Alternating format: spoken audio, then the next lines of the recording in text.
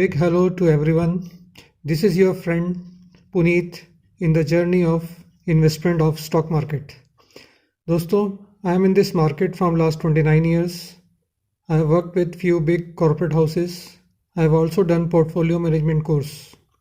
और मेरा मंत्रा है इस मार्केट में, if you want to create your wealth manifold, you have to avoid speculation. You have to create wealth only by long-term investment. Now, मेरे को काफ़ी क्वेरीज मिल रही थी, तो मैंने सोचा क्यों ना इसको एक ऑडियो में कन्वर्ट किया जाए, जो कि मेरे चैनल मेंबर्स के साथ साथ सभी को थोड़ा सा बेनिफिट कर सके।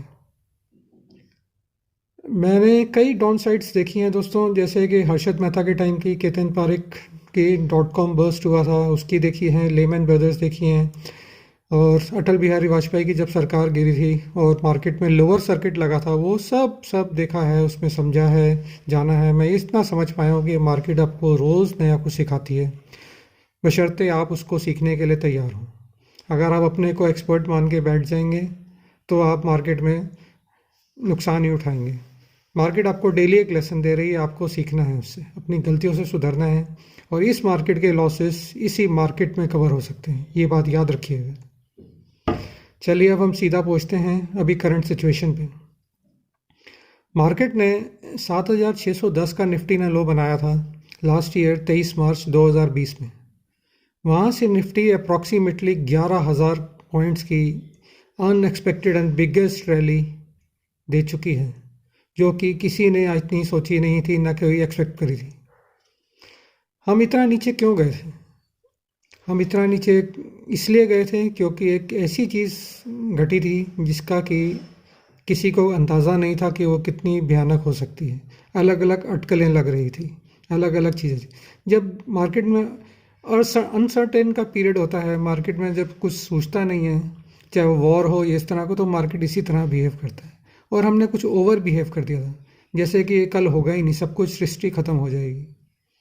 लेकिन जैसे जैसे हमें रास्ता मिला कोविड के लिए, को उससे बचने का तरीका मिला, जो कि वैक्सीन थी, मार्केट ने आपने देखा कि कितनी ज़बरदस्त रिकवर हुई है। और वो उसकी रिकवरी में जिसने उसमें इन्वेस्टेड रहे, उनके पैसे बहुत अच्छे बने हैं, और उनकी पैसे बनते देख के बहुत लाखों नए इन्वेस्टर जुड़े हैं, जो कि मुझे बहुत अच्छा लगा कि हमारी एक मार्केट एक हेल्दी मार्केट बनती जा रही है, जो कि पहले सिर्फ और सिर्फ एफआईज और डोमेस्टिक के हाथ में थी। अब धीरे धीरे रिटेल पार्टिसिपेशन बढ़ रहा है, जो कि बहुत अच्छी बात है। आप जानते हैं कि मार्केट में इस टाइम एफआईज ने 2020-21 में $37 बिलियन इन्वेस्ट किया था, जो कि 2 डेकेड्स का सबसे ज़्यादा पैसा है। अब वो कुछ पैसा निकाल भी लेंगे तो यार क्यों घबराते हो? FI owns 1/5 of the market of the listed stocks in NSC, और 40% होल्डिंग जो है फ्री फ्लोट की उनके हाथ में है। तो हमने सारा देश यार उनके हाथ में सौंपते जा रहे हैं, तो फिर क्या होगा? फिर तो उनकी मर्ज़ी के आगे हम गुलाम हो जाएंगे ना। तो ये तो गलत हो रहा था, लेकिन अब धीरे धीरे हमारा इन्वेस्टर जाग रहा है, उस रिटेल अपनी ताकत दिखा रहा है। आप जानना चाहेंगे, रिटेल ने जो है लास्ट 1 साल के अंदर 1 लाख करोड़ पंप किया है। 1 लाख करोड़, ये उसी की ताकत है कि हमारी मार्केट कहाँ से कहाँ पहुँची है। और जो एफआईज ने अब इस साल में 47,000 करोड़ रुपया निकाल चुके हैं, उसके बावजूद हम इस ऊंचाई पे हैं, तो ये सब रिटेल की ताकत है। और धीरे धीरे और रिटेल पार्टिसिपेंट बढ़ता जाएगा, तो मैं सोचता हूँ कि हम एफआईज के जो इशारों पे नाचते थे, वो जो अभी भी नाच रहे हैं आजकल में, वो धीरे धीरे और कम होता जाएगा। चलिए अब इससे आगे बढ़ते हैं। हम ये आते हैं कि ये इतनी मार्केट क्यों गिर रही है। जैसा कि आप सब जानते ही हो, मीडिया में देख रहे हैं कि नया वायरस ओमिक्रॉन आ रहा है, तो उससे मार्केट में एक दहशत सा माहौल बना। क्या ये दहशत पहले जितनी है? नहीं। क्यों? क्योंकि काफ़ी हद तक वैक्सीनेशन लोगों को लग चुकी है। लेकिन अभी इसका बिहेवियर कैसा रहेगा, इस पर रिसर्च जारी है। कभी WHO बोलता है कि ये बहुत स्ट्रॉन्ग है, मार्केट डाउन आ जाता है, फिर बताते हैं कि नहीं इतना स्ट्रॉन्ग नहीं है, ये लाइट रहेगा, माइल्ड रहेगा, या अफेक्ट नहीं करेगा, मार्केट रिकवर कर जाती है। फिर बोला जाता है कि ये वैक्सीन्स जिनको लगी उनको भी हो रहा है, मार्केट फिर गिर जाती है। तो इस तरह मार्केट सेंटीमेंट जो है एक तरह से थोड़ा सा वीकन पे हो गया है, और उसको और ज़्यादा वीकन किया गया यूएस फेड के डिसीजन से, जिसमें उन्होंने टैपरिंग का ऐलान प्रीपोन किया। वो वो एक बॉन्ड बाइंग करते थे जिसमें सरप्लस लिक्विडिटी मार्केट में बनी रहती थी। और जैसा कि आप जानते हैं कि यूएस में भी इकॉनमी एक्चुअल में इतनी ज़्यादा अच्छी नहीं है जितना वो शो करते हैं, उतनी अच्छा डोमेस्टिक कंजम्पशन नहीं है वहाँ पे। और ऑलरेडी डेवलप्ड कंट्रीज़ हैं तो वहाँ की जो गवर्नमेंट की तरफ से जो एक्सपेंडिचर होता था वो भी एक लो लेवल पे चला गया था। तो वो सरप्लस पैसा कहाँ जा रहा था? इमर्जिंग मार्केट्स में, रिस्की एसेट्स में, उसमें जा रहा था। और इंडिया उनको एक लुक्रेटिव ऑप्शन मिल रही थी, क्योंकि वहाँ पे जहाँ 1-1.5% पे इंटरेस्ट रेट आ गया था, इंडिया में उनको नेट रिटर्न 12%, 20% मिल रही है, तो क्यों नहीं आएंगे मार्केट। तो इसके कारण ये हो रहा था। लेकिन जब तो टैपरिंग हो रही है तो लिक्विडिटी सक होएगी। साथ में वो अपना पैसा इस टाइम निकाल रहे हैं मार्केट से, क्योंकि उनको अच्छी रिटर्न मिल रही है 1-1.5 साल में। और कोविड के और टैपरिंग से उनको एक मौका मिला कि क्यों ना इस टाइम पे बेस्ट प्रॉफिट बुकिंग करी जाए, ताकि उसको वो बाद में डिप्लॉय कर सकें। अब ये कहना बहुत मुश्किल है कि सारा पैसा वापस इंडिया आएगा, या कुछ वो और चीपर मार्केट्स जो हैं जैसे ब्राज़ील हो गई, चाइना हो गई, उसकी तरफ मुड़ेगा। तो ये आने वाला वक्त हमें बताएगा। लेकिन अगर हमारा छोटे इन्वेस्टर का पार्टिसिपेशन बढ़ा रहा, चाहे वो म्यूचुअल फंड्स के द्वारा हो, चाहे वो डायरेक्ट हो, तो हम जो है मार्केट में बहुत ज़्यादा लंबी खाई नहीं देखेंगे, कुछ ना कुछ सपोर्ट मिलता रहेगा मार्केट को। दूसरा, जैसा मैं समझता हूँ कि गवर्नमेंट का भी जो डिसइन्वेस्टमेंट प्रोग्राम है वो काफ़ी पीछे चल रहा है जो उनके टारगेट्स थे, और उसको काफ़ी हद तक पूरा हो सकता है। जो बीपीसीएल और एससीआई की डिसइन्वेस्टमेंट है, साथ में एलआईसी का मेजर इशू है। और जब तक एलआईसी का इशू, मेजर इशू क्लियर नहीं होता, गवर्नमेंट भी नहीं चाहेगी कि मार्केट बहुत ख़राब हो, तो वो भी कुछ ना कुछ स्टेप्स उठाएगी मार्केट को ठीक करने के लिए, कुछ स्टेटमेंट देगी, कुछ रियल टाइम स्टेप्स उठाएगी ताकि मार्केट ठीक हो। मार्केट ऊपर और नीचे जाना ना एक ये सेंटीमेंट के ऊपर है। वही स्टॉक, वही बिजनेसेस हैं जिसको आप पहले ख़रीदने के लिए भागते थे, आज उसको आप लेने को, उससे 15% सस्ता मिल रहा था, आप लेने को तैयार नहीं हैं। क्यों ऐसा रातों रात क्या हो गया भाई? क्यों घबरा रहे हैं इतना? सिर्फ ये सेंटीमेंट की गेम हो रखी है। सेंटीमेंट बहुत अच्छा था तो आप सर्किट लगते थे शेयर्स में, और आज उन्हीं सर्किट शेयर्स में डाउन सर्किट लग रहे हैं। कुछ इकॉनमी, कुछ ऐसे स्टॉक्स हो सकते हैं जो कि इफ़ेक्ट हो रहे होंगे, लेकिन सारे स्टॉक्स तो अफेक्ट नहीं होंगे। और मैं नहीं समझता कि इस बार जो है कोई स्ट्रिक्ट लॉकडाउन लगेगा। स्ट्रिक्ट लॉकडाउन अगर नहीं लगता तो हमारी इकॉनमी उतनी ज़्यादा ख़राब नहीं होगी जितनी की पहले डेंट लगा था।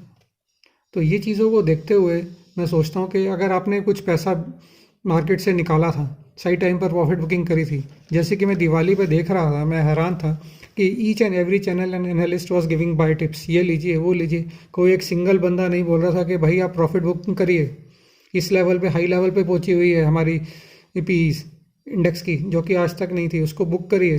कोई नहीं, सब बहती गंगा में हाथ धो रहे हैं।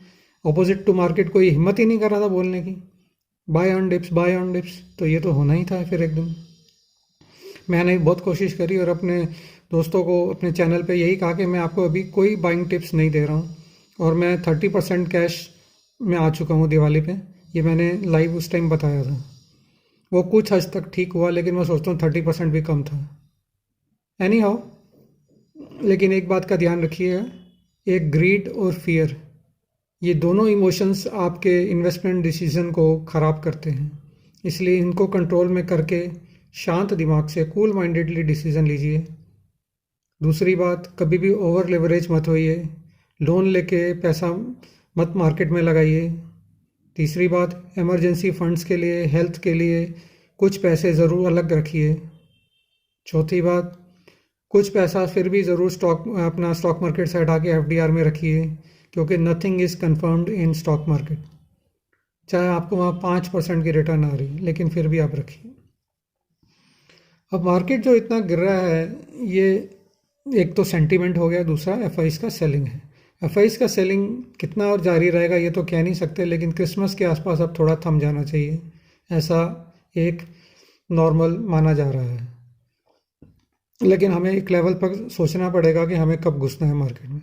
दोस्तों, 18,600 के लगभग का हाई था मार्केट में। वहाँ से अगर हम 16,200 पे माल लेते हैं तो मेरे हिसाब से हम एक अच्छे लेवल पे माल ले रहे हैं। चाहे मार्केट 500 पॉइंट और से बॉटम बनाएगा नीचे जाके, या 16,000 से बनाएगा, या 16,400 से बनाएगा, ये इमीडिएट नहीं मालूम चलता है, ये बाद में जाके मालूम चलता है। लेकिन एक फॉलिंग लाइफ में भी जो है आपको नहीं लेना है। इस बात का भी ध्यान रखना है। आप रोज़ लेते जाएं माल थोड़ा थोड़ा, और रोज़ वो मार्केट गिरती जाए। आपको 2 दिन जब लगातार मार्केट उठती दिखेगी अच्छे वॉल्यूम के साथ, तब आप थोड़ा एंटर करिएगा। सोचिएगा कि एक थोड़ा शॉर्ट टर्म बेस फॉर्मेशन हो गया है। अब नए इन्वेस्टर्स के लिए मैं बताना चाहूँगा आपने कैसे घुसना, मार्केट में क्या लेना है। जो नए इन्वेस्टर हैं, जो कम रिस्की हैं, उनको 60% अपना पोर्टफोलियो जो है लार्ज कैप्स में लगाइए, जैसे रिलायंस हो गया, HDFC हो गया, इस तरह के शेयर्स में रखिए। फॉर बैलेंस जो पैसा है 40% वो मिड कैप्स में लगाइए। और मिड कैप्स में भी अच्छी कंपनी में, अच्छे बिजनेसेस में लगाइए, जिसके बारे में मैं बाद में डिस्कस करूँगा। और जो रिस्की ले कर सकते हैं थोड़ा सा अपने पोर्टफोलियो को, उनको जो है 40% लार्ज कैप, 40% मिड कैप और 20% स्मॉल कैप्स में जाना है, लेकिन क्वालिटी बिजनेस में। आप अपने डोमेस्टिक थीम पे प्ले कर सकते हैं, IT सेक्टर में प्ले कर सकते हैं, डिफेंसिव में थोड़ा सा फार्मा ले सकते हैं। इस तरह से आप अपने पोर्टफोलियो को बनाइए। मैं धीरे धीरे कोशिश करूँगा कि चैनल पे आपको बताऊँ कि आपको क्या लेना है और कैसे लेना है, कौन से स्टॉक्स लेने हैं। दो I am not authorise to give you publicly, लेकिन मैं अपने व्यूज़ दूंगा। और जो भी आप काम करें, कभी किसी के कहने पे नहीं, अपनी खुद की स्टडी ज़रूर करें, because it's your hard and बाकी 25 रुपये मैं देखूंगा कि मार्केट 16,100 का क्रूशल लेवल सस्टेन कर रही है कि नहीं। अगर मार्केट सस्टेन करती है तो मैं 25 रुपये और लगाऊंगा। अगर नहीं सस्टेन कर रही तो मैं कैश को रोक के रखूँगा और देखूँगा कि मार्केट किस लेवल तक गिर रही है, उसके बाद अगला स्टेप उठाऊँगा।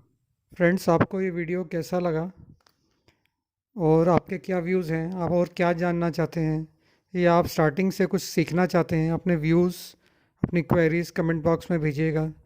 मैं जब भी टाइम मिलेगा उसे आंसर करने की कोशिश करूँगा और उसके अनुरूप एक नया वीडियो बनाने का कोशिश करूँगा। आप लोग इसके साथ ही मेरे टेलीग्राम के चैनल इंडियन शेयर्स पर जुड़ सकते हैं, जिसमें आप मेरे व्यूज़, स्टॉक मार्केट और मार्केट से रिलेटेड जान पाएंगे। कोशिश करेंगे कि ये स्टॉक मार्केट की जर्नी हम सबके लिए एक प्रॉफिटेबल जर्नी रहे। Thank you all, God bless you all.